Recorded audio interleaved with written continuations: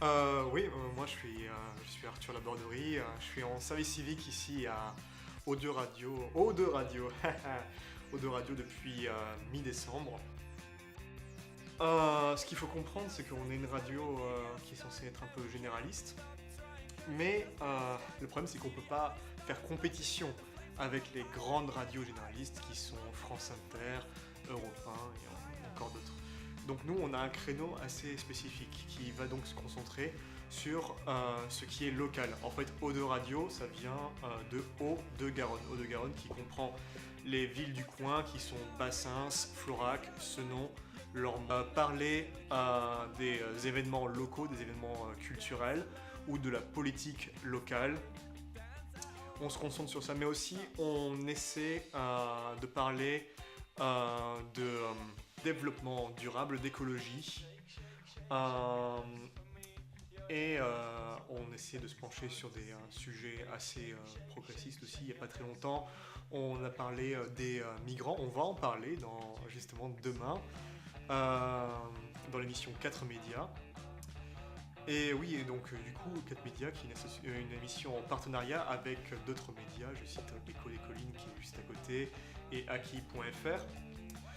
Donc oui, on se concentre aussi en fait sur la collaboration avec des associations locales, comme celle que je viens de citer, mais aussi je pense à des associations culturelles comme le Théâtralisé, ou encore Culture du Cœur, ou encore Jazz 360 qu'on a vu dans la semaine, et Jazz and Blues aussi, enfin toutes les associations qui sont dans le coin et qu'on peut soutenir. Mais surtout, dans la ligne éditoriale, on ne parle pas du fait divers. Alors, eh bien, les enjeux, c'est de répondre, je pense aussi, de répondre à l'appel des communautés, en fait, parce que ce nom, c'est très, très... il y a plein de communautés. On retrouve beaucoup de Portugais à ce nom et à Langon aussi, qui se sont implantés quand il y a eu le boom industriel après la Seconde Guerre mondiale.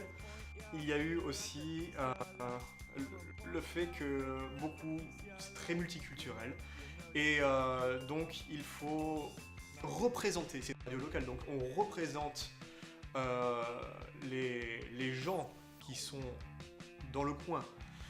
Donc du coup, les enjeux, effectivement, c'est que tout le monde soit représenté, je pense. Mais aussi que tout le monde ait le droit à la parole.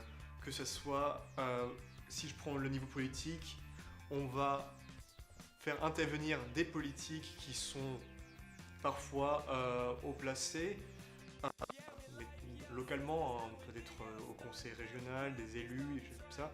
Mais on peut aussi faire intervenir des conseils citoyens qui, eux, sont aussi engagés dans la politique, mais qui sont plus proches, effectivement, des gens. Donc, on fait intervenir tout le monde.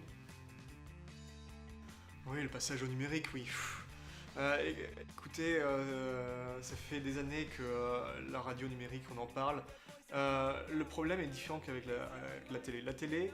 Dans la télé, je n'ai jamais vu de télévision locale ou de télévision associative.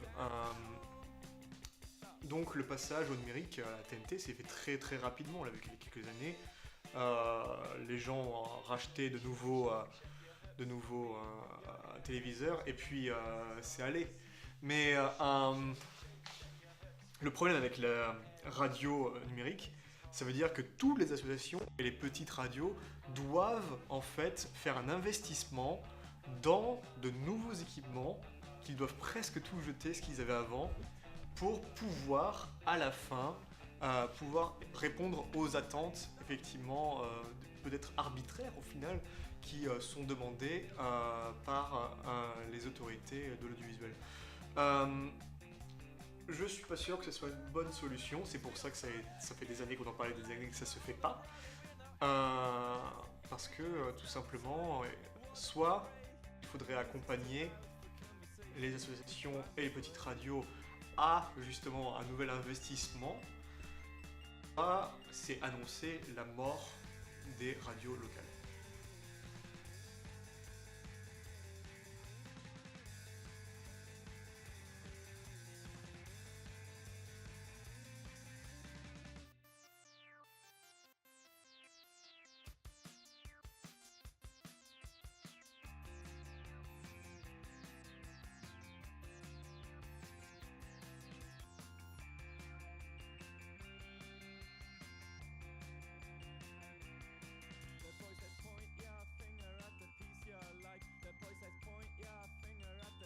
your life.